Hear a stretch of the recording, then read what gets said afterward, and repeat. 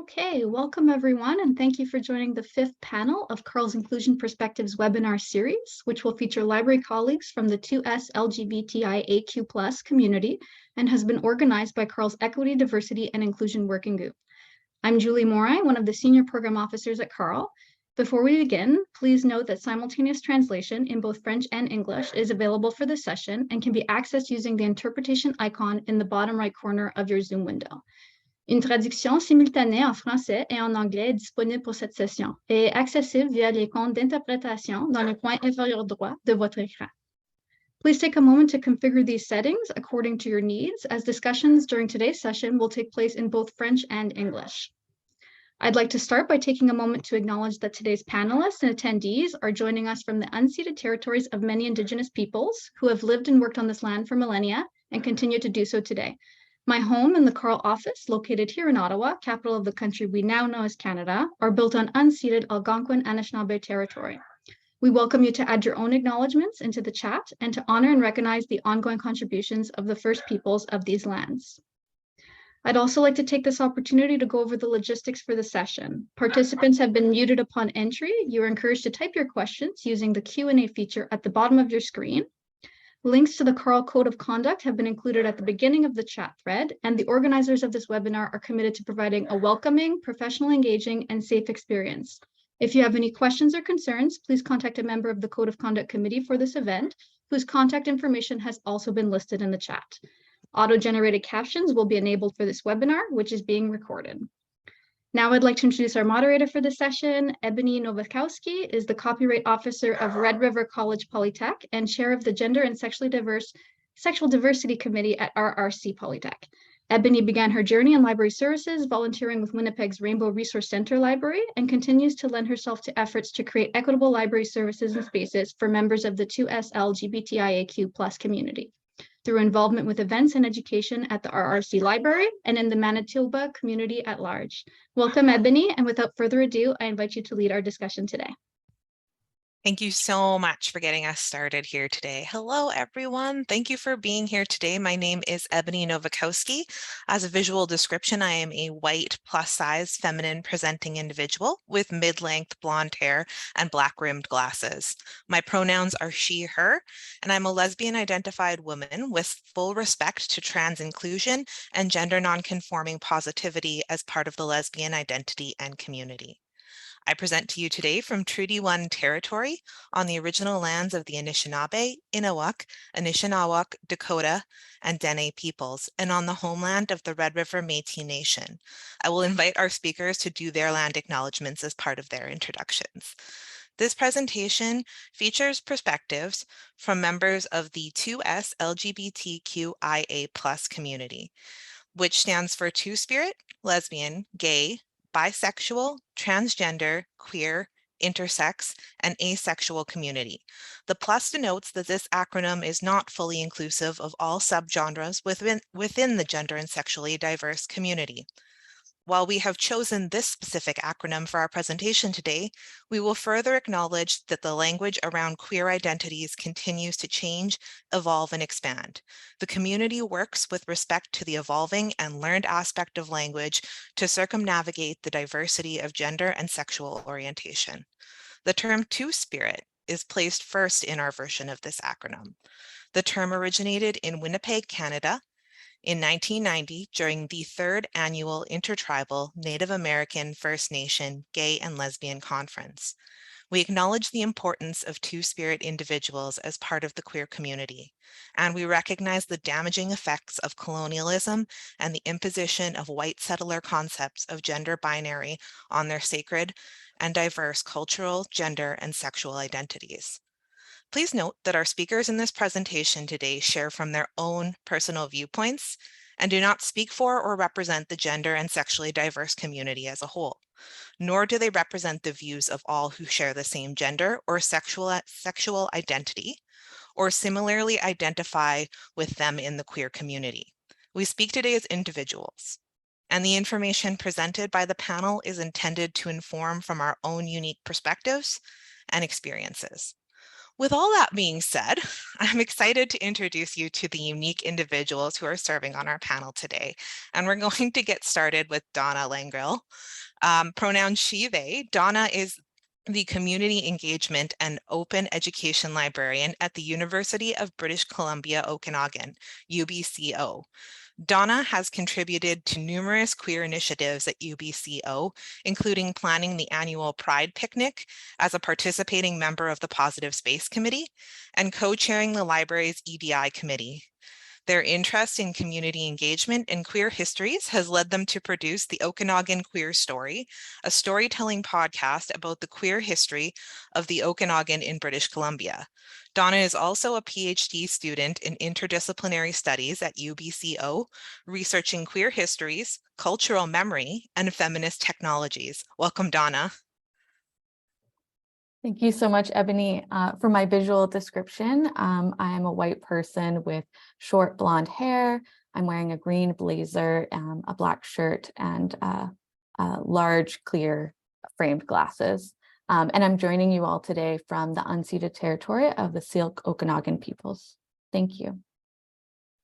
Thank you, Donna. Our additional panelist is Billy Choi-Jakis, pronouns they, them. Billy is a non-binary queer mixed race settler from Takaranto. They are the circulation supervisor for John W. Graham Library at Trinity College, University of Toronto, and chair of the Inclusion, Diversity, Equity, and Anti-Racism IDEAR Committee at the University of Toronto's libraries.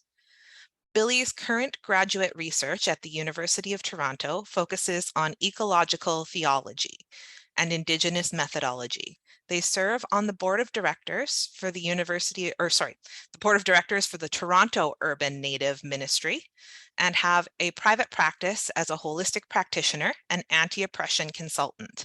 They work with individuals and communities, as well as numerous social justice, queer, and interreligious organizations across Canada. Welcome, Billy. Please let us know a little bit about you and give us your land acknowledgement today. Thank you. Nice to be here with everybody. For a visual representation of me, I am, again, a mixed race person, if this helps, from Korean and Greek lineage. I have a beard, long hair up in a bun, and a very bright red, yellow, green shirt on today. I work from Takaranto, or Toronto, Ontario, Treaty 13, and on the unceded land and territory of the Huron-Wendat, Haudenosaunee Confederacy, Mississaugas of the Credit, and Anishinaabe people, a land covered by the Dish with One Spoon Wampum Belt Covenant. And I want to acknowledge the stewardship of this, the continual stewardship of this land by our First Nation siblings, and continuing as they continue their presence here on Turtle Island. And as settlers, our continual participation and harm caused by colonialism. I personally want to continue to commit myself in seeking new and honorable relationships with my Indigenous family here in Toronto, as well as in Manitoba. So, Gitchimigwich, thank you, everybody. Thank you, Billy. Last panelist for today is Michael David Miller. Pronouns ill, he. Michael is an associate librarian at McGill University. He has contributed to numerous queer initiatives at McGill, notably organizing the first Canadian lavender graduation ceremony at McGill, the launch of the Rainbows, in 2018, and co-curating an exhibit on the 50th anniversary of the decriminalization of homosexuality in Canada. He has contributed to the EDI Committee of the Association de Bibliothécaires de France, and co-founded in 2020 the EDI Committee of the Fédération des Milieux Documentaires, and contributed to addressing the queer Quebecois content gap in Francophone Wikipedia. Welcome, Michael. Merci, Ebony. Bonjour à tous, bonjour à toutes. Moi, je suis un homme, je vais faire ma description visuelle et aussi me décrire un petit peu. Je suis un homme athlétique, homosexuel, cisgenre. J'ai des origines coréennes et néerlandaises des Pays-Bas. Je suis né au Michigan, je suis un immigrant au Canada et au Québec. Je suis néo-francophone et néo-québécois. J'ai des cheveux longs foncés et je porte les lunettes bleues. Je porte un col roulé bleu et j'ai une écharpe bleu clair parce que c'est ma couleur préférée, le bleu. Je me retrouve à Montréal, particulièrement à la bibliothèque de l'Université McGill. Et il m'est important de souligner que l'Université McGill est située sur un territoire qui a longtemps servi de lieu de rencontre et d'échange entre les peuples autochtones, notamment les Haudenosaunee, les Anishinaabe. Je salue et je remercie les divers peuples qui ont enrichi par leur présence ce territoire qui accueille aujourd'hui des gens de partout dans le monde. Merci.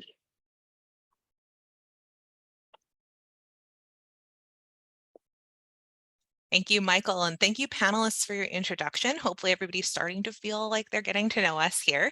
We're going to actually start jumping into the questions now for the content of our panel. So I'm going to start off with our first question. And for our panelists today, how can early career or new librarians who are 2S LGBTQIA+ identified individuals start thinking about the possibility of leadership, and or what does mentorship look like for folks in the community? Do I have someone to take that? Donna, could you take that for me? Yeah, absolutely. So I'm still early career. I've been working as an academic librarian now for 3 years. So I'm not sure if I necessarily consider myself a leader or a mentor yet. But ever since I was a graduate student, I did my library school program at McGill University. I definitely have been trying to think of ways that I can make my work and my workplace more inclusive to 2S LGBTQIA+ folks. And this is partly motivated by the commitment that I have to social justice and to dismantling systems of power, but also in part to my desire to find community within my profession and to create more equitable spaces for myself as a queer person. So when I was a student, I didn't really have the capacity to start something big, like a big project or policy or initiative. So my advice would be to start with things that are kind of achievable within your own positionality and capacity. So like I said, this started for me when I was in library school.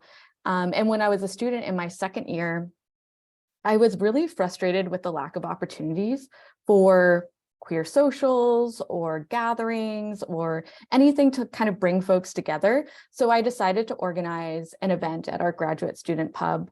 And it was really the first time during my program that I was able to meet other people in the community that were also interested in librarianship and information studies. And I just remember the feedback being so positive. I can remember people coming up to me because it was the first time, at least during the program, that someone had given them the opportunity to write their pronouns on their name tags, and they had actually been misgendered since the semester started, or people who were just starting to come out and didn't have the chance to meet any other queer people yet. And I think it just really demonstrated for me how important it is to have that dedicated space. And now that I am a librarian and I have a bit more capacity, I've refocused my energy toward creating those kind of similar spaces for students. So, for example, by volunteering for the Positive Space Committee, where we plan events where students can come together, like our Pride Picnic. I'm also working with some colleagues to create kind of coffee hour socials for staff and faculty. And the purpose is really to carve out that space for people to come together in a safe way. Thank you, Donna. And I'm going to go a little bit off script here, but I think that networking, especially for the queer community, has become so important in the pandemic. And a lot of people who maybe had access to some form of community or were able to attend, religious events or stay in touch with their community, don't realize that for a lot of queer people, community completely went away in the pandemic. And a lot of people found themselves isolated. So I just wanted to throw back to you, if you don't mind, like how maybe some of that networking has evolved in your experience since the pandemic, or some of the things that you're doing now that cross the digital divide, if you have any examples. Yeah, definitely. I think actually one thing that we started during the pandemic was Pride events specifically for library employees. So I think we often, when we're thinking about Queer History Month or Pride Month, my experience has been a lot of the energy is focused on student-facing events and how we can support students. But there's also staff that celebrate and that want to be acknowledged. So we organized a Pride event for staff, and it was during the pandemic, so we had to host it on Zoom. But it was great. It was the first time, so we were still trying to figure out what it would look like. But it was really nice. We had trivia, which was easy to conduct over Zoom, and we shared music that we enjoyed, and that actually kind of started what I hope will become an annual event that we can host. And we were able to do it in person the last time, but I think it's something that could easily take place over Zoom as well. Thank you so much, Donna. I really appreciate you adding to that for me. I'm going to transition on to our next question for panelists. Based on your experiences, what would you say to current or incoming 2SLGBTQIA+ LIS professionals who want to be open about their sexuality and/or gender identity with their colleagues? Two-part question. And along with this, what would you say to new or existing 2SLGBTQIA+ LIS individuals who don't want to be open about their gender or sexual identity with their colleagues? So two sides to that question. Billy, can I call upon you to give some insight on this? Yeah, definitely. So just, I guess, speaking from my experience, I think, and I kind of want to encourage folks that not to make assumptions, right? And I think you may be, let's say if you are confident with your identity and you're willing to want to share and kind of share yourself with your colleagues and community, when walking into a new environment, my encouragement is not to make an assumption that everybody's going to be on the same page with you, right? And not to make the assumption that the spaces that you are entering in your workplace or the larger institution is of the safety expectation that you might have, which is, I think, why we're having these seminar series, right? And we're trying to connect with each other to learn actually how to change the working culture of our local and institutional environments. So knowing that everybody's on a learning journey, and as you cultivate these relationships with your coworkers, as well as your management and your supervisors, to not make that assumption first.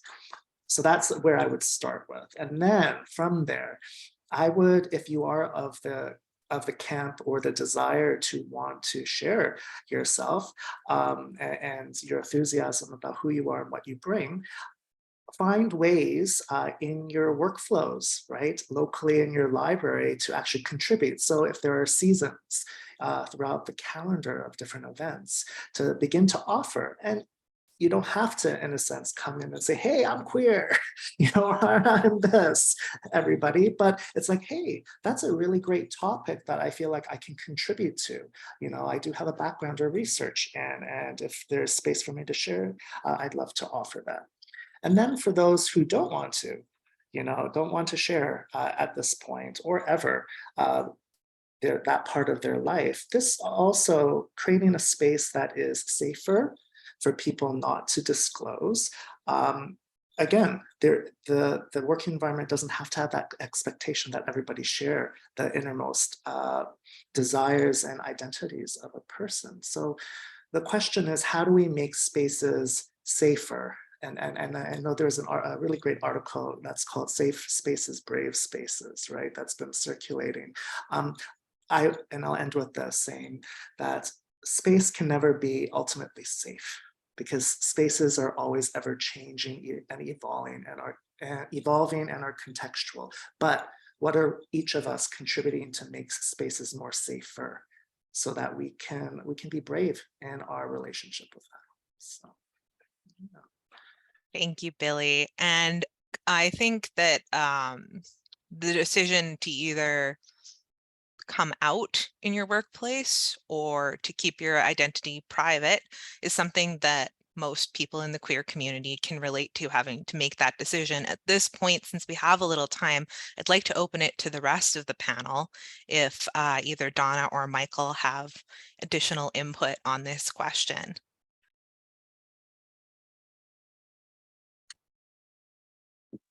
Moi, je crois que Bélie l'a très, très bien résumé. C'est toujours une question de, c'est correct si on ne veut pas dévoiler notre sexualité ou notre identité auprès des autres. Je sais que c'est la norme dans beaucoup de milieux de travail où la famille reste, la vie personnelle, ça reste à l'extérieur du travail. C'est notamment le cas pour mon copain où il dit dans sa culture de bureau, c'est on ne parle pas de nos familles au travail. Moi, je trouve ça intéressant, différent, parce qu'on a tendance à beaucoup parler de nos vies au travail. Mais je crois que Billy a raison, il faut quand même bien évaluer son espace de voir est-ce que c'est vraiment sécuritaire pour moi d'en parler. Et je peux vous dire que dans les endroits où j'ai travaillé, c'est à la Michigan State University Library, aux bibliothèques de l'Université de Montréal, à la bibliothèque de l'Université McGill, je trouve que j'ai eu la chance d'avoir 3 milieux qui étaient très accueillants et très ouverts. Et je crois d'une manière générale, les bibliothèques sont un endroit un petit peu plus ouvert que les autres secteurs dans la société. Mais je crois qu'on peut dire la même chose peut-être pour les milieux en culture, tout ce qui est les arts, etc. Donc, mais c'est sûr que même à l'intérieur de ces milieux, il y a peut-être des endroits où des personnes qui ne sont pas forcément à l'aise et en fait, il faut naviguer ces espaces parce que on ne veut pas se faire blesser. Et, puis, il faut trouver des alliés. Je dirais, il y a beaucoup de collègues qui vont être super heureux et heureuses de vous entendre, qui vont vous aimer pour qui vous êtes. Donc, c'est ça. Moi, c'est trouver ses alliés. Et si on ne veut pas forcément parler de sa vie personnelle, ça, c'est tout à fait correct.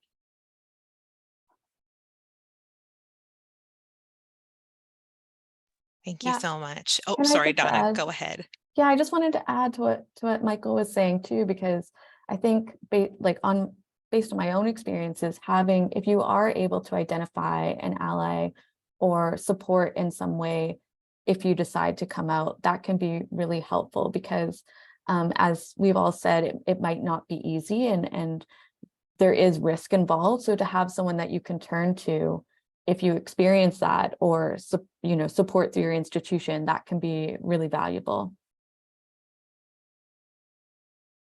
Thank you, Donna.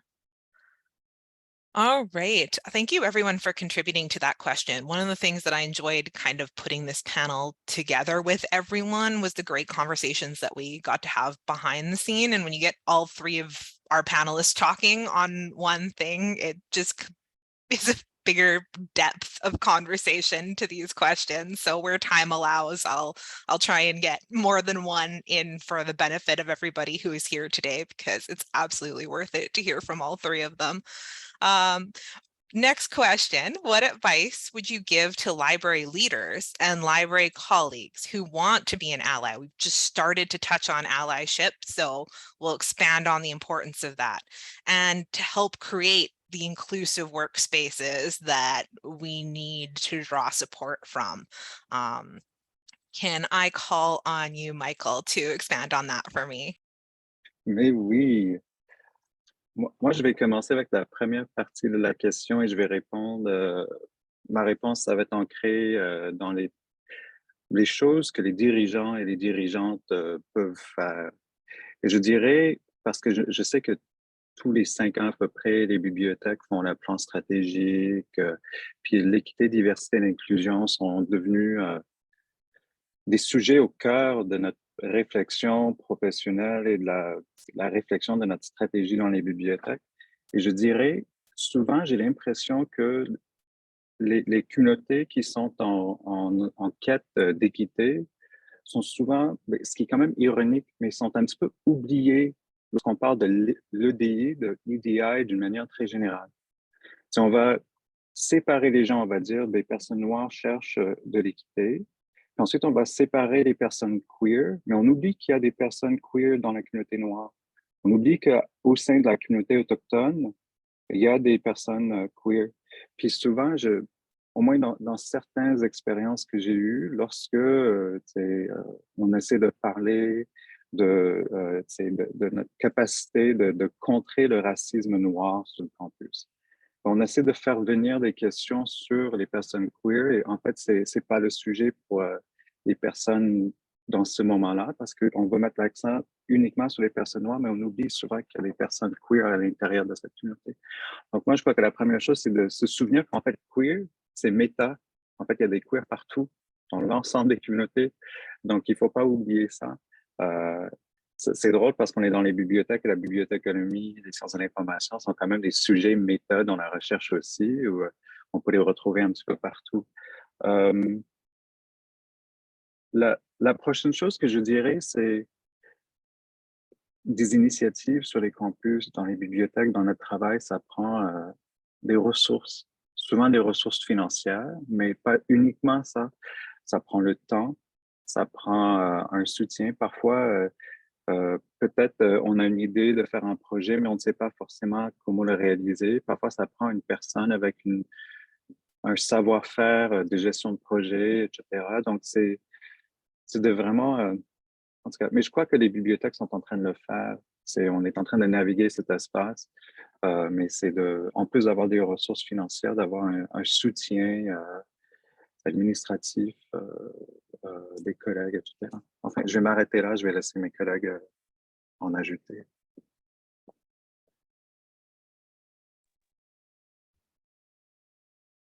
All right, I can contribute something here. I feel like I do fall into a leadership kind of role in my area, as well as working with other leaders and more senior management. And I think a really core thing at practice is creating space for more professional development and involvement on all levels of staff, right? So it's interesting at U of T, where the University of Toronto Libraries is made up of 40 plus libraries, but then there's the Institute of U of T we have, and then federated colleges. So there's all these different communities that are kind of one, but not, which means there isn't necessarily a harmonization or a standard kind of best practices when it comes to EDI.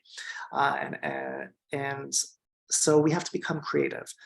So what I have found, at least in my working environment and working with other leaders, is how do we make sure that leadership, managers, supervisors are communicating the offerings of the institution for all levels of staff, if that is management all the way to student library assistants. So I personally work for the past over 4 years with about 20 student library assistants, and making sure that they know what options they have as students, staff, to the diversity offices of the University of Toronto, as well as for, let's say, our Trinity staff, student staff, what Trinity College is offering.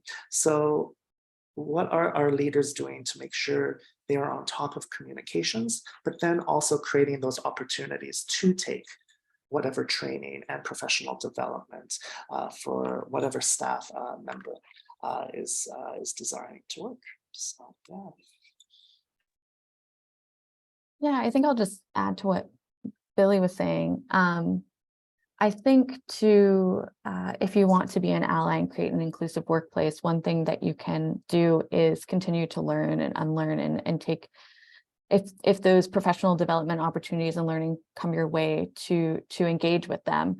And Ebony, you did such a wonderful introduction at the beginning, talking about how language is evolving, and that's so very true. And so it's not, when we talk about learning about the community, it's ongoing. It's not, one course and then you're done. It's something you have to commit to. And I think, when we make these available to staff as well, making sure that they have the time to do it as well. It's not something that they engage with on the side of their desk, but is actually part of their workday, and that it's seen as valuable and important work.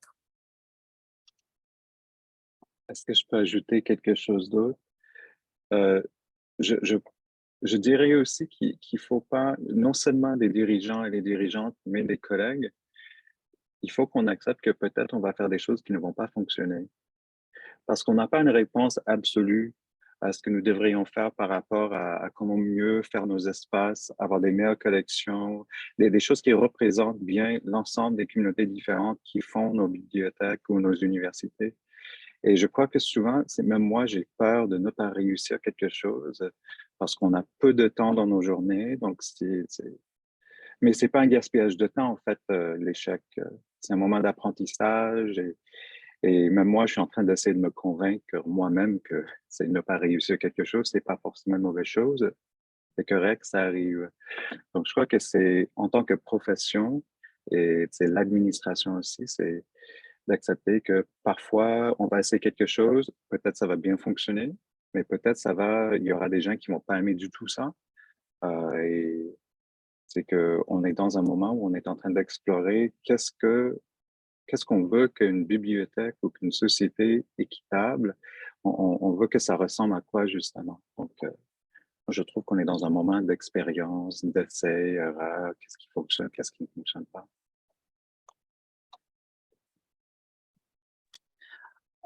And just want to quickly add as well, I love the conversation where it's going. Thank you, everybody. And if you are a leader, right, to like give yourself that space to make mistakes and also to help support yourself in if you're trying to develop something for your staff, make sure you're consulting the right communities, right? So it's about consultation, right? And getting the right either person or group to consult with to make sure that, you know, you are following protocol according to whatever you're trying to implement as well. And then through that, you know, consultation, there is a consent in a sense for you to try this creative project. So yeah, thank you. Thank you, everyone. I just wanted to actually put in my own 2 cents. Michael touched about you know, being not afraid to be wrong. Like, obviously, we're striving for right and to abide by best practices. But I think that what some people don't get in part of the work of allyship is being brave enough to try something that might be wrong. You're asking queer people to be brave and show up to spaces that might not be safe for them every single day and to manage their identities. Part of being an ally is bringing that bravery to the table and being willing to try things. And that's the work of allyship and part of the work of allyship. So thank you, Billy and Michael and Donna, for contributing to that and bringing up those important points. We've kind of touched on it. Michael and Billy specifically have touched on the topic of intersectionality, and that's kind of where our next question is leading us. Often many people who identify primarily with one group may also feel that they identify with another group. For example, a queer member, but also a member of the Black community or someone who has a disability. If you can relate to this or other intersectionalities, how do you navigate this? So this is probably more of a personal question, but Billy, if I could invite you to get us started on this topic. Yeah, thank you. When I heard this question, I'm like, oh boy, this is the question of my life. since I had to engage just people in like elementary school. So me being, you know, a mixed race, Korean, Greek, how people relate to me socially from different ages and generations. The language of intersectionality, we didn't have it really. And it's still people are only now discovering the language of intersectionality. And thank you, Kimberly Crenshaw, you know, back in the late 80s for coining this term. And I really call in and encourage everybody to, if you're not familiar with the term and the body of study of intersectionality, it's really crucial because if we are engaging with different people, of different backgrounds and not even humans, if like the land that which we are living upon, like non-human members of the world, we're all interrelated, and within interrelationship, everything's intersecting with each other, and it is an intersectional relationship that is the foundation of our environment. But that means it takes work. It takes more work to try to learn about the relationships we are tethered to, and to create those safer spaces. And I guess I'll cap what I'm about to say here, because I'm sure other my friends here and colleagues want to add on language. Like, what is the language that we are using to cultivate or to discover the kinds of interconnected relationships that we have here? Intersectionality is also pretty subversive to our culture, because the worldview, I think, which most of us are working from consciously or unconsciously, and I'll use this term of binary frameworks, where sometimes things are either, black and white, even the whole in sexuality and gender, male and female. And this, for those who are from more philosophical history background, this dismantling or unlearning of what the Enlightenment period, and the rationalism has played its place in our history of knowledge, but we're trying to now start to unlearn that, because it had these binaries have caused oppressive frameworks that continue to happen now, that we are trying to only now learn how to unravel. But if we can use the language of intersectionality and contextuality, these are first steps in how to reconcile and rebuild the relationships that we are all connected in. So it's a lot in that one statement, but let's play with this a little together here.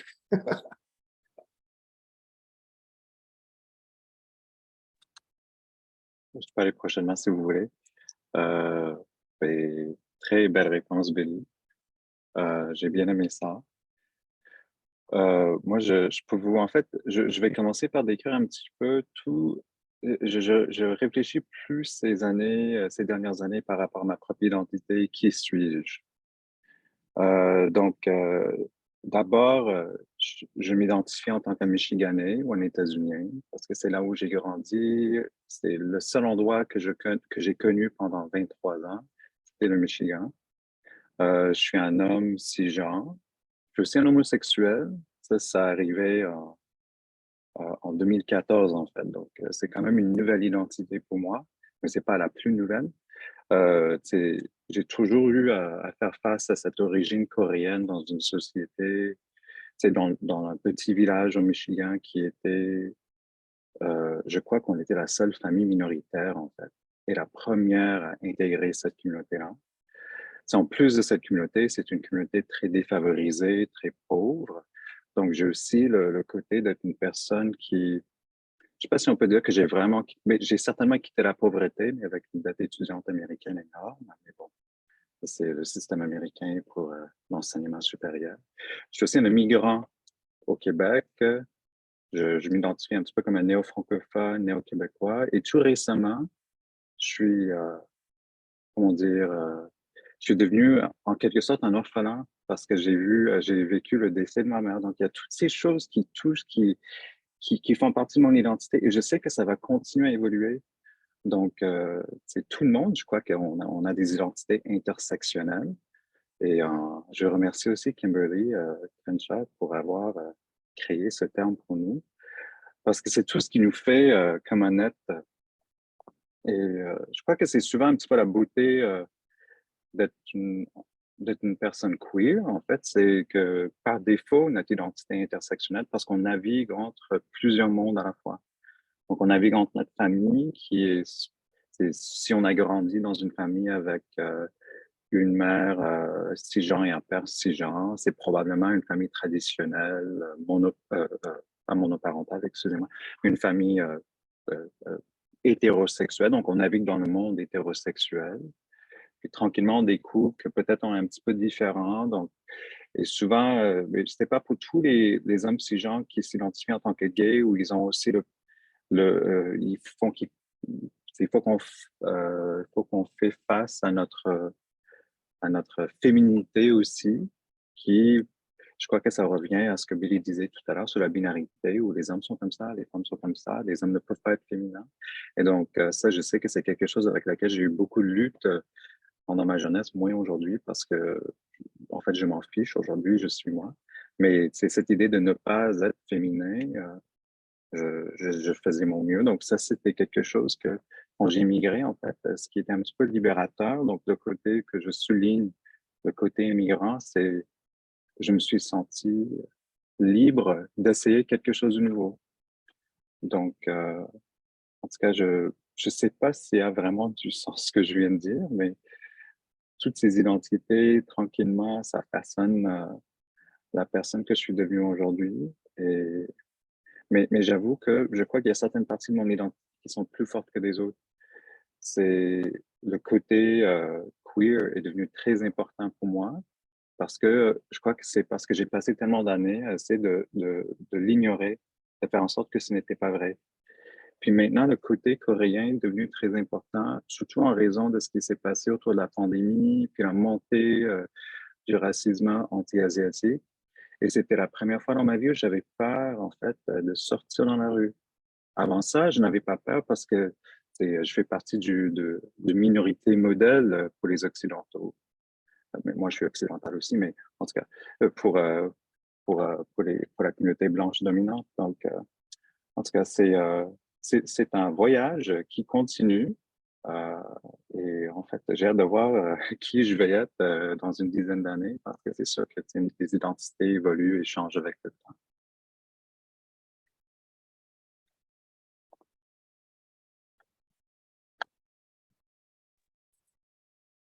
Yeah, I think I'll just add a little bit, but first I just want to say thank you so much, Billy and Michael, for sharing such personal stories. I am a white queer person who is able-bodied, and because of that, I have a lot of privilege, and this does impact the way I experience my queerness. I think as a white person, it's important to acknowledge that my queerness does not absolve me of my whiteness. It does not absolve me of my identity as a settler, and so I have to continually acknowledge that within the community. And I really appreciated, I think both of you said this at certain points about how identities do change and how they evolve over time. And I really appreciate that as someone who, as you said, Michael, like I do, my queerness is a very large part of my identity. And I think it does come to the fact that it's something that I,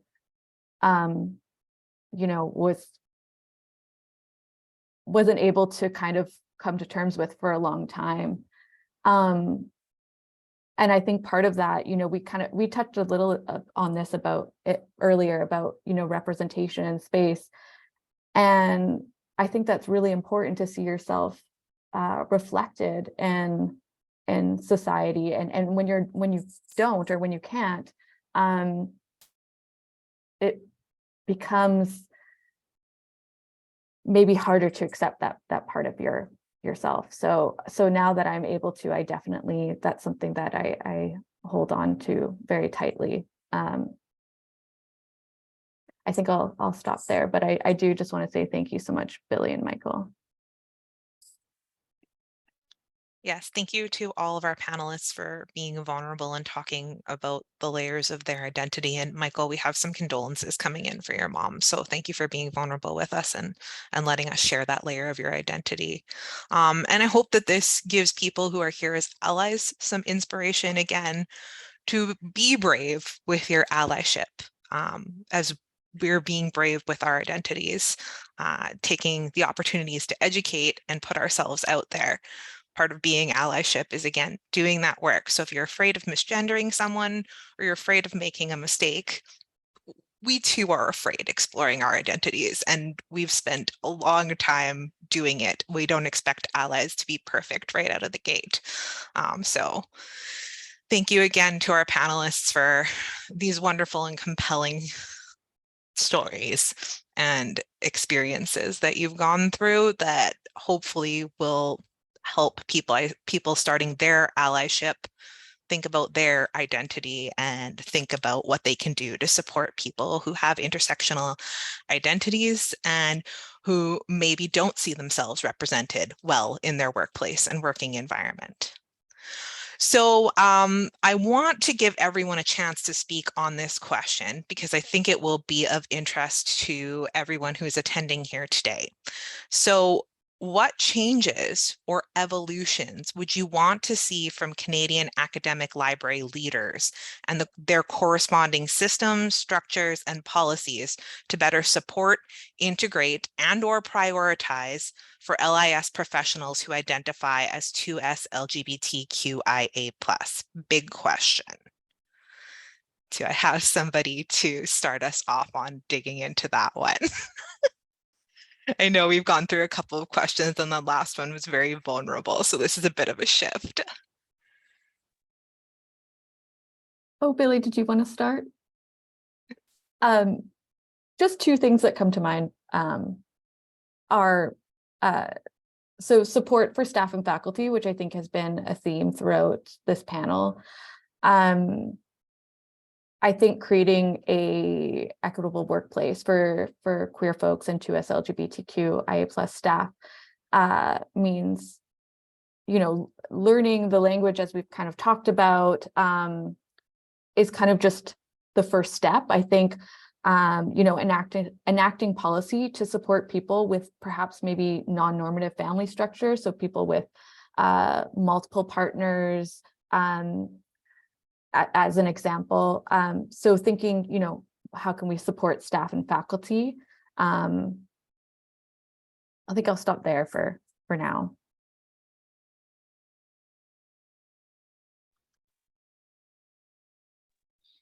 Oh, okay, I'll go. And making, yeah, definitely making language is the starting place, right? And what we need to do in our local workplaces to make culture of language within, let's say, the LGBTQIA+ to us community normative.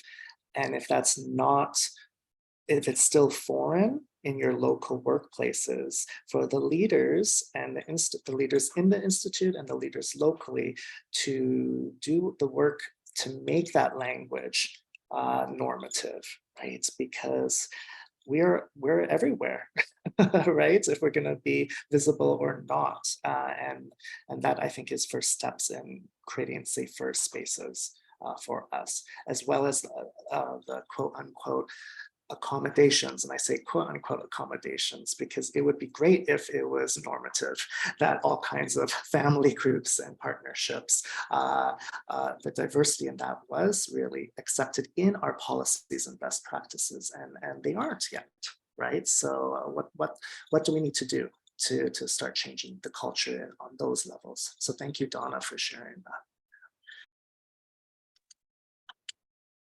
Merci Billy, merci Donna. Je vais revenir sur le point de Donna, sur la diversité des familles, juste parce que je crois que c'est un point très important et je veux souligner quelques exemples qui m'arrivent en tête. Par exemple, souvent dans nos conventions collectives ou dans les règlements de l'université ou dans, je sais pas, des affaires des ressources humaines, les gens, ils ont le droit d'aider un parent, de prendre du temps, du travail pour aider un parent ou quelqu'un qui est immédiat dans ta famille. Donc, ça veut dire peut-être des enfants, mais pas forcément d'autres personnes qui sont quand même aussi importantes. Je pense à la communauté queer où souvent les gens créent leur propre famille, créent une nouvelle famille. Donc, ça se peut qu'on ait plusieurs familles, mais de pouvoir élargir cette idée d'un proche pour pouvoir les aider aussi, parce que, tu sais, on fait face à une crise du vieillissement de la communauté queer. Bien, elle était toujours là, mais, tu sais, la communauté qui était très présente dans les années 80, 70, etc., est en train de vieillir. Et souvent, ce sont des gens qui, tu sais, on les connaît, sont nos aînés d'une certaine manière, puis c'est plus difficile de les aider, d'avoir le temps du travail comme si ça se peut que ce soit une personne qui était comme un parent pour nous. Je dirais aussi avec des politiques, mais ça relève de l'université centrale, mais c'est des politiques de congés de maternité, de paternité, des congés parentaux, pour les personnes qui ont eu des enfants. Je crois que ça, c'est aussi quelque chose qu'il faudra revoir pour s'assurer que ça englobe plus de personnes, que les mêmes droits soient donnés aux personnes qui adoptent, sans enlever les droits des personnes qui donnent naissance aux enfants. Donc, moi, je crois qu'on est quand même capable de donner les mêmes aux deux ou des choses qui sont similaires, adéquates. Mais je crois que souvent, c'est des questions de ressources humaines c'est là où on se rend compte, on n'a pas les mêmes droits par rapport à nos avantages sociaux. Et je crois que, en tout cas, c'est très, très gestionnaire, mais je me dis, c'est quand même très important, surtout lorsqu'on en a besoin.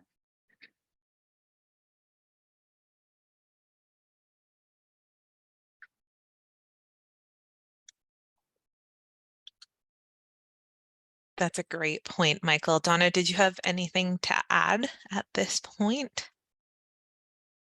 No, I think what Michael said is so true, and I really appreciate him making that point. All right, I think at this point we can start transitioning into Q&A. Julie, is it possible to start that transition and get some questions in from the audience that we can pass on to panelists? Yes, definitely. So we have two comments right now, so I can read them out if you like. Thank you all so much, and thank you for holding space for this conversation. I realized I was non-binary over the pandemic and have been so nervous about telling my colleagues, even though it feels like it should be safe. I'm tearing up a little bit hearing all of this, no question, but just thank you all. And then I also have a comment in French that I'll read out. So, je crois que tous les humains ont leurs différences et nous avons tous subi des formes de discrimination envers notre propre différence. Je crois que l'éducation ouverte est une voie importante qui promouvoit de créer avec qui nous sommes en co-création avec les autres, avec qui ils sont. Merci de vos contributions car c'est utile pour tous les humains.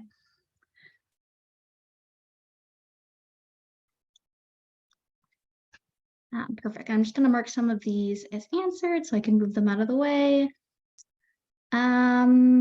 So you all have very impressive resumes. Congratulations. I'm afraid it might leave those who barely have the resources, including the energy to survive, silent. It's usually a trap of the economic environment. Even EDI work seems very exclusive. How do you propose to address that within your own work? Moi, je peux commencer si vous voulez. Moi, je trouve que je suis encore très nul en EDI. Je trouve que je navigue comme tout le monde. Je crois que, est-ce qu'on peut dire qu'il y a des experts en EDI avec l'évolution qui se passe dans ce domaine? Je crois que ça, c'est difficile. S'il y a des gens qui prétendent être des experts, il y a des gens qui connaissent beaucoup, mais je crois que ça évolue trop vite pour être un expert.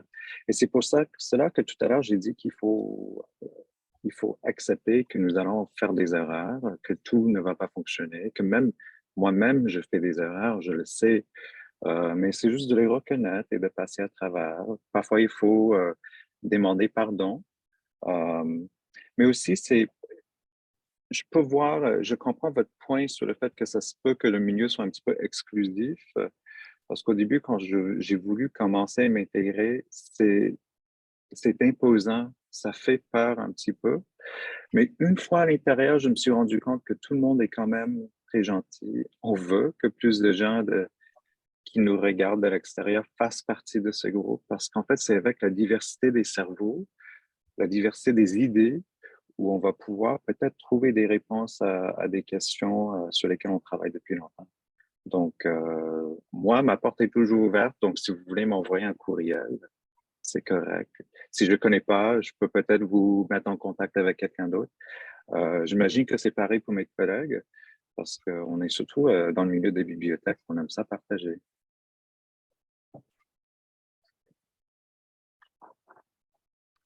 Julie, just for the benefit of Billy, who had to drop out for a couple of minutes, can you reiterate the comment? Just the last ones? Okay. Just the last one that Michael was commenting on in case Billy has addition to add. Sure. So you all have very impressive resumes. Congratulations. I'm afraid it might leave those who barely have the resources, including the energy to survive, silent. It's a usual trap of the academic environment. Even EDI work seems very exclusive. How do you propose to address that within your own work? Yeah, thank you for that the comment and affirmation and the question. I think it's really important. I hope I'm not repeating what Michael or Donna have shared. But remember, EDI work is so huge, right? And I really believe everybody can contribute to this field of work. And here's an example.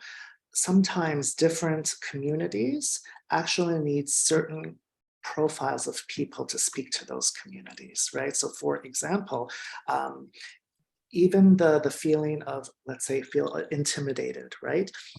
Maybe there's a different kind of conversation from a particular person who's going to be able to reach you with the level of language. And I'm not talking about level of academic language, I'm talking about a level or quality of cultural language. So sometimes there are people who are, let's say, not part of the queer community. Let's say they're straight or they're cisgendered, they may need to have an ally who is cisgendered to talk to their cisgender community about issues. And it's kind of like a step of developing these relationships where even they feel safer to have those conversations with certain people, right? So sometimes Asians will have to talk to Asians, and sometimes Asians can only feel comfortable bringing up certain things contextually. Same with white community, Black community, Latinx community, queer community, right? So I say all of this to encourage that there is always a place to contribute. And if all of us in the EDI community can create those safer spaces to be able and delegate, right? Hey, you might be able to reach this particular people community or use this particular language to get messages across that, let's say, another person can't. And that comes over time and discernment and also relationship building because trust takes time. And the EDI work, distrust is a big element in this EDI work because you can be saying something that sounds so profound, but if the person who is delivering that sharing, there isn't trust from them, that message isn't going to come across, right? So I think there's a strategy around that. So I hope that can ease some anxiety of the intimidation that this work can potentially give people. So thank you, very good question and comment.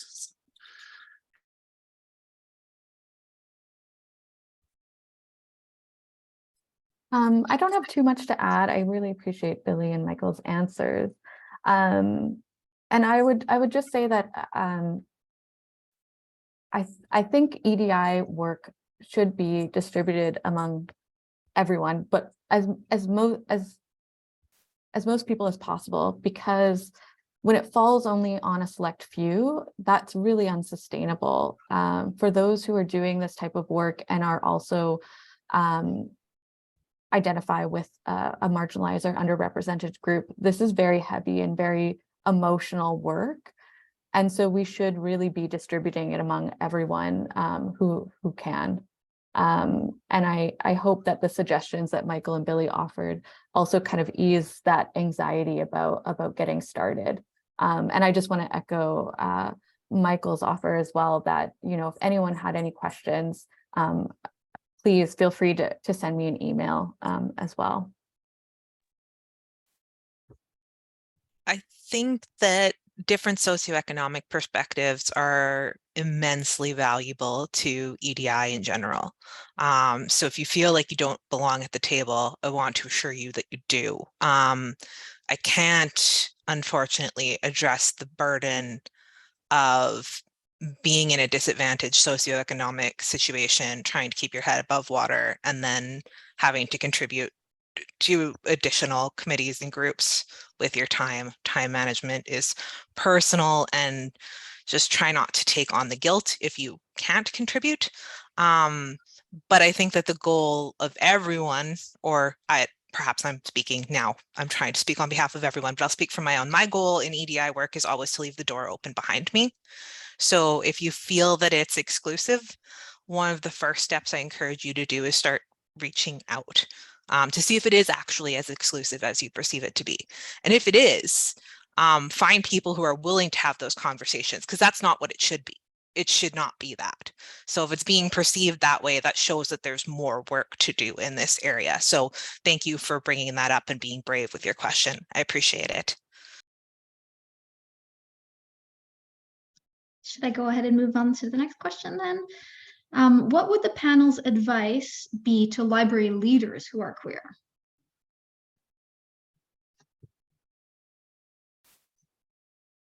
Moi, je dirais de trouver vos semblables. C'est souvent les leaders dans les bibliothèques, surtout si c'est la haute direction, peuvent se sentir seuls, j'imagine. Donc, souvent, il faut aller trouver ses collègues qui sont aussi dans un même poste similaire, qui sont queer.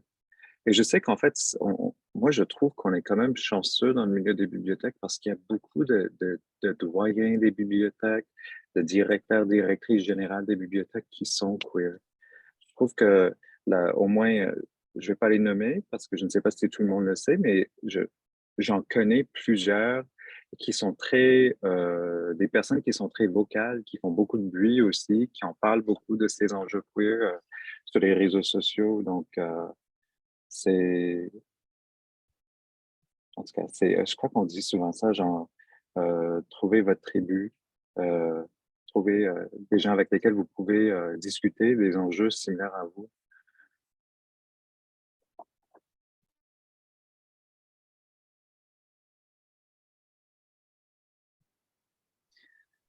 Thank you, Michael. And to kind of play off what you just shared, once you find your allies, right, and your colleagues who you feel support from, you're in a leadership position. So use that leverage. Use that as an opportunity to actually contribute creatively with consultation, certain things that you would like to implement. Test it out. Right? See what your friends and colleagues in different institutes or libraries have been doing, and see how you can try certain things out in your library as well. But as a leader, you were hired and put into that position as a leader to actually change and innovate and evolve the environment of your library and library culture. So that's part of the profile, right? And to find creative ways to do that can really help with finding your friends and colleagues, as Michael just presented. But do it, try it, right? It's about action, and also going back to our previous discussion about we may make mistakes, right? And it's going to happen, right? But making sure you have the support systems and the constant building of trust with your staff. It is really about relationship. So cultivate those relationships you have with your workers, and your employees, because that's when change can happen, because you're going to now have support from your team, and it's not all on your shoulders.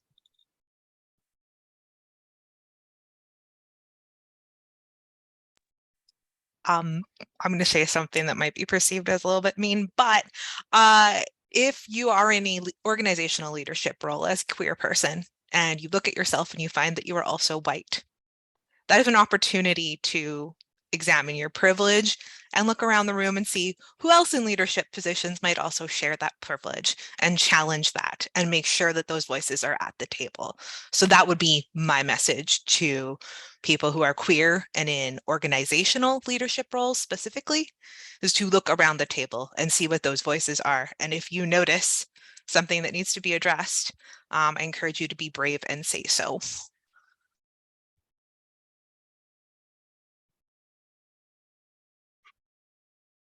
Does anyone else want to comment before I move on to the next question? No, I okay. feel like that's a good place to to summarize it at, yeah. Okay. The portion on HR policies, even though summary, was very interesting. And the next part is in French. Est-ce que vous avez d'autres suggestions d'un point de vue RH?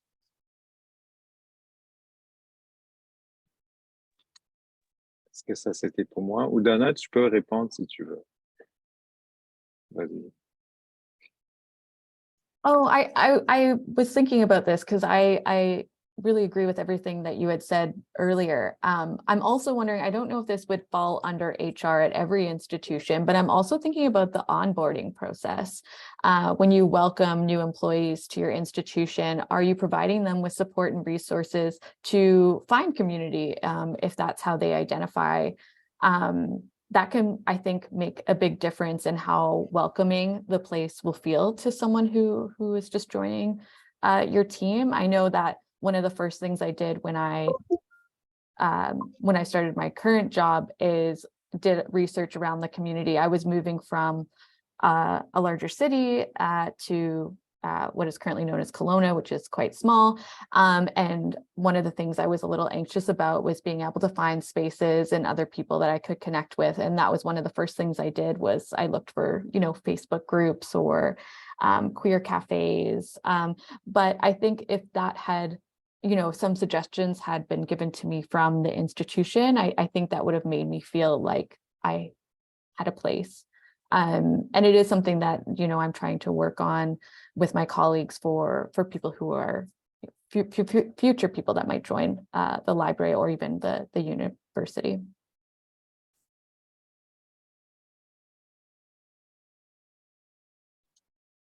Donna, j'adore ça. Lorsque quelqu'un arrive, on leur donne une liste de toutes les sortes de groupes de soutien possibles qui existent. Et les personnes queer vont voir tout de suite c'est quoi les organisations queer, puis ils vont les noter. Peut-être la personne n'est pas encore sortie du placard, mais c'est une manière de dire ça fait partie du document d'accueil de l'employé.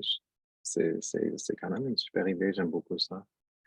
Moi, je crois que je vois souvent les courriels qui passent à McGill je sais qu'il y a un comité qui renégocie les avantages sociaux que nous avons à l'université. Puis, je me demande, c'est peut-être important aussi qu'il y ait une diversité de personnes qui se retrouvent sur ce comité-là. Parce que moi, je vais sortir aussi de mon identité queer. J'imagine des personnes avec des grosses familles ou des familles multigénérationnelles. Est-ce que nos avantages sociaux nous permettent de soutenir ces personnes lorsqu'elles sont dans le besoin? Et moi, je suis pas une personne je suis la seule personne de ma famille ici, donc j'ai pas vraiment réfléchi sur ces questions-là, mais j'ai des collègues qui ont leurs parents qui vivent avec eux, ou peut-être c'est un frère, une sœur, puis c'est juste de s'assurer. Mais je ne sais pas si c'est possible. Moi, je lance ça comme ça, puis il y a des personnes ici qui travaillent avec les ressources humaines, qui peuvent négocier ces choses-là. Ça peut faciliter les vies des gens, surtout lorsque quelqu'un a besoin d'aide.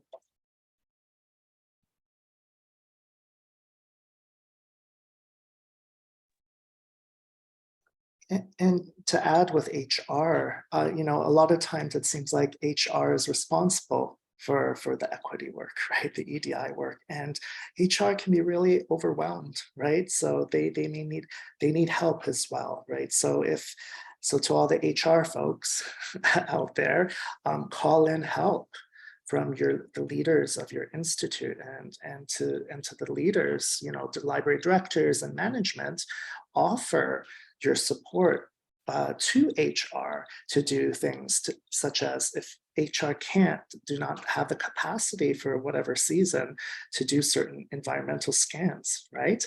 In regards to what's happening with the culture of the library, what's happening in the onboarding, the recruitment, and even the retention best practices, leaders have an opportunity to work in partnership. So maybe framing it in an invitation of, I'd like to partner with you rather than, okay, this is HR and then this is the leaders. Everybody has their own roles and responsibilities. But if you're in leadership, especially in senior management, you can actually work together. And I think that's when you can have a lot of opportunity to start to change, so that when there is a new hire, as Donna was saying, you know, they come in and it's part of the package, right? It's like, wow, look at all these resources. How is the environment for our new staff coming in, right? I think we're in this transition period of, okay, what has to be dismantled, right? You know, we want to start to move beyond that as well. That's been a phase of this journey for a long time. What do we need to do to actually now start to implement creating these safer spaces, that the space is already prepared for the person, let's say, who is part of the queer community, and then any other, let's say, marginalized community to feel safe, right? My hope is that we can do more work to establish that, at least a level of that, for our newcomers, so that they stay with us. And then those newcomers can also contribute, and then it carries forward.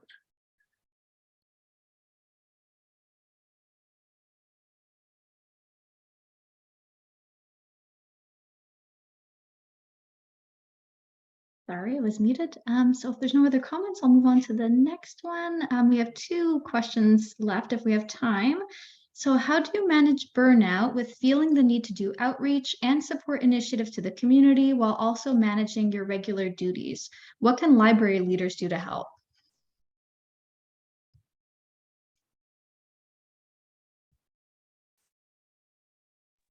Okay, I'll just jump in very quickly. I know I just spoke, but you know, maybe not wait till like yearly review or quarterly review, but help to, like, you know, have your direct, like, so leaders, if you're in a leadership role, you're supervising your staff, kind of make it a best practice and a regular practice when it comes to time and energy management, right? To make sure that, you know, if you are participating in these initiatives, that there's space that's created in your workflows.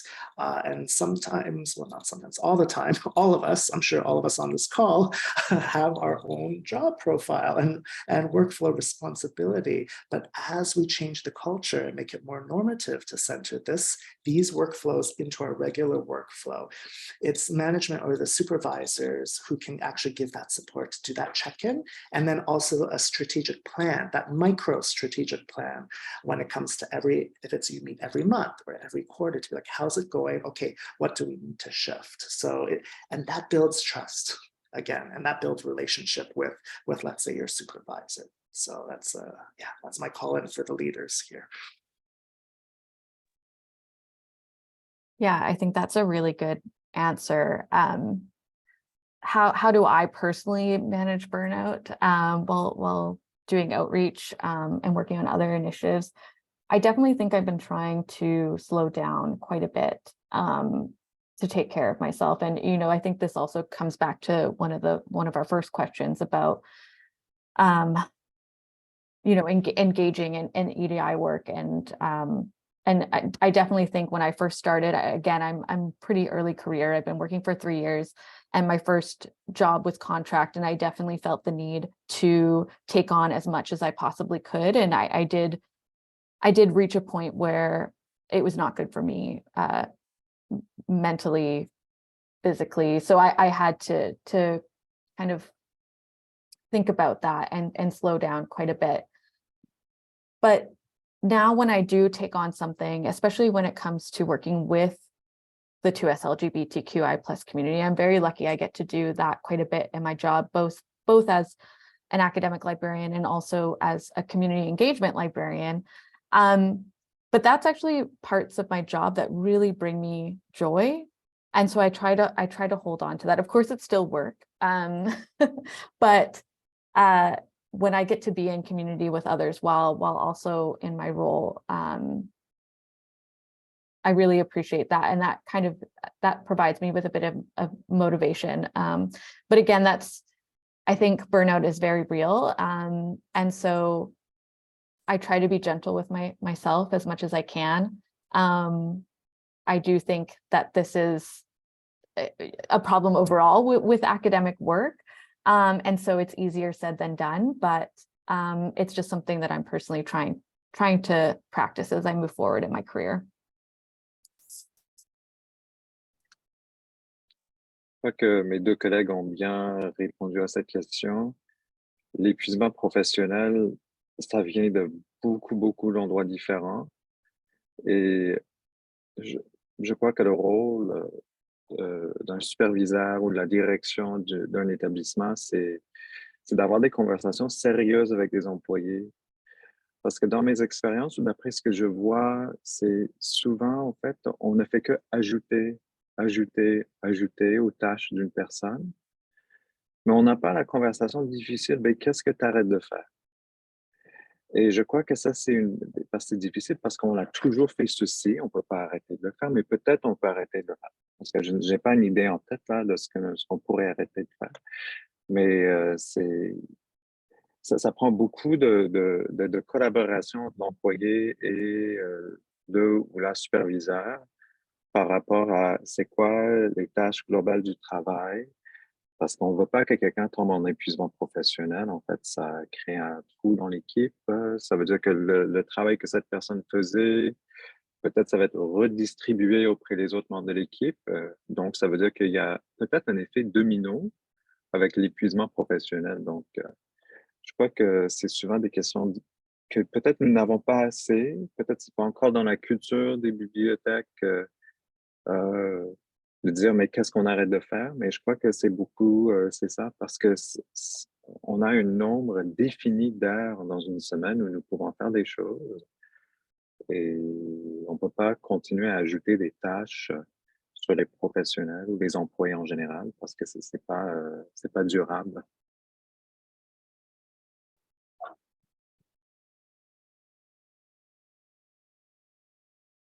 I'll just comment on a few tangible things. Boundary setting is a good way to avoid burnout. A lot of times, if you are in a niche representation, people want you to be on committees pretty much perpetually. So if you're taking on a new committee, you can say, yes, I'm happy to chair for the term, but just so that you know, I will be exiting after that term, and making that an upfront thing that you continually remind people of as you go through that process. That being said, that comes from somebody who is very bad at not getting burnt out. So take it with a grain of salt. Okay, so I believe Billy might be having signal issues again. So I'll move on to the next question. How do you deal with diversity, equity, and inclusion issues in libraries when librarians/committees are discouraged from acting until many levels above that all have consensus? Do you have academic freedom in your positions to, quote unquote, be brave in your work? Je peux commencer. Moi, je crois avoir la liberté universitaire ou academic freedom ou pas. Ça, au moins dans mon cas, ça ne change pas grand-chose par rapport à ma capacité d'être vraiment en désaccord avec ma direction. Je suis de nature personnelle, je suis une personne qui essaie toujours de trouver un consensus et souvent, je ne vais pas mourir sur une colline. Je ne sais pas si on dit ça en français, mais c'est qu'est-ce que je veux dire? Je crois que la question sur le consensus est très commode dans les bibliothèques parce qu'il ne faut pas oublier que les bibliothèques font toujours partie d'un autre groupe. Donc, c'est l'administration centrale de l'université qui approuve ou pas notre plan d'action et nos orientations stratégiques pour les années à venir. Si on est dans une municipale, c'est la ville qui décide ou le conseil d'administration, dépendamment de où on se retrouve au pays. Donc, même si on est à la tête d'une bibliothèque, on a toujours un patron, une patronne. Donc, je crois que il faut essayer de trouver un équilibre et parfois naviguer à l'intérieur de ce que nous pouvons faire. Je peux penser notamment à nos collections. l'administration de l'université ne va pas venir nous dire n'achetez pas des livres queer. Donc, on a des choses dans lesquelles on a le pouvoir absolu. Donc, on peut s'assurer que nos collections sont bien développées. On peut s'assurer que nos politiques, c'est un petit peu comme la politique de la BRC de Carl sur comment on est censé se comporter dans les webinaires ou dans les activités de la BRC. Mais on peut avoir des politiques similaires dans nos bibliothèques qui rappellent, qui disent qu'il faut agir avec respect avec l'ensemble de la communauté. Et s'il y a des gens qui ne respectent pas ces politiques, il faut les appliquer. Donc, je crois qu'en fait, à l'intérieur des bibliothèques, on a quand même beaucoup de pouvoir pour faire des changements quand même intéressants au sein de nos établissements. Ça peut être le réaménagement des espaces, ça peut être la mise en avant des collections avec des expositions, avec des présentoirs. Ça peut être la création de guides qui met en avant des collections ou, je sais pas, des moments historiques. Sont peut-être des choses plus de surface, mais c'est sûr que je ne vois pas l'administration centrale venir nous dire, mais pourquoi vous avez fait telle exposition? Ils ont d'autres choses à faire. Mais je ne pense pas que j'ai vraiment répondu à cette question-là. Donc, peut-être j'ai un collègue ou une collègue qui peut mieux nuancer le rapport entre l'administration centrale de l'université avec la bibliothèque.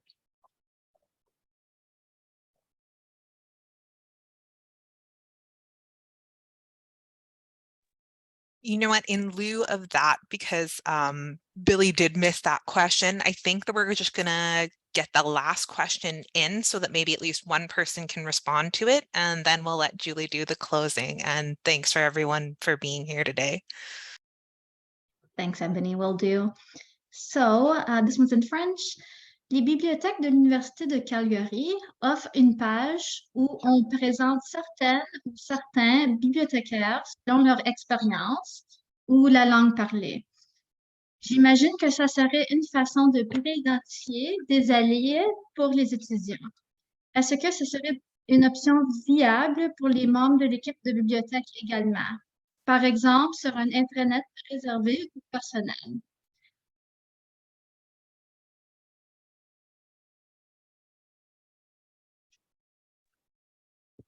I can speak to that because we're actually at UTL kind of navigating that question. So very good question. Thank you so much. I think it really comes down to after looking at the needs of your local library, like let's say if it's in Calgary, your institute there, and then consulting with senior management in partnership with data that's collected, I think, from your community. So something that we've done at UTL is an institute-wide, survey just to kind of get at least some data, right? Which is not going to represent all people because it depends on how many people participate in this. And depending on the size of your institution and the members of your staff is going to depend on how long or what micro workflows you need to do to get the data you need to inform the decisions. So, so we've been doing that. And I think it's a good idea. Things to consider, though, is if you are going to implement, let's say, some sort of profile for staff that are identifying, as safe, or safer staff to approach, just to know that if they are going to be open with their identity, that's going to kind of change the nature. Also, it's going to be an addition to their profile, their job profile. So those who are in management of those staff members who are being open, the expectation then is, yeah, if we're making this open, then we need to make sure that we're implementing those opportunities. So if that means time, scheduling, space, like privacy spaces, right, that are going to be in confidence, right, and not in like an open fishbowl kind of room. It is a whole other project. So my recommendation is yes, go for it, but it does take some planning. It does take some takes a lot of consultation from all members of staff levels in your institute. So if you want to talk more about this, of course, you can reach out to me as well. But I have lots more to share on that topic.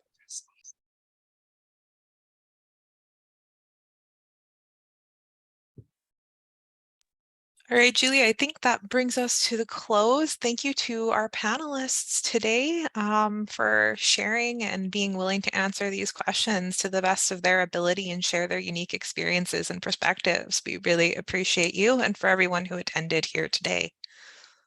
Yeah, and on behalf of Carl, I'd just like to also thank our presenters and also you, Ebony, for moderating and all of our participants for attending. We ask that you please keep an eye out for upcoming webinars in this series, and we hope to see you again soon. Merci encore et bonne semaine.